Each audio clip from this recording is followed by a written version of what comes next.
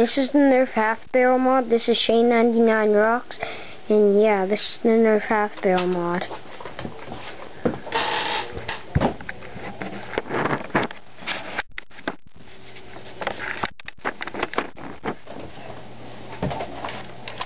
Here's the Nerf Maverick, and this is how far it used to come out. This is how far it comes out now.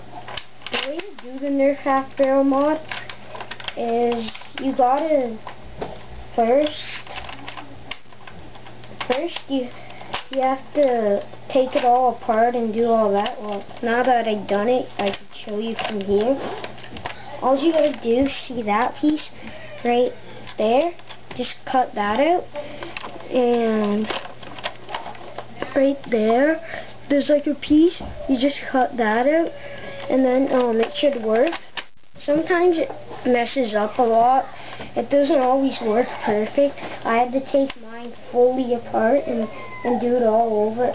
To mess around with the springs and stuff.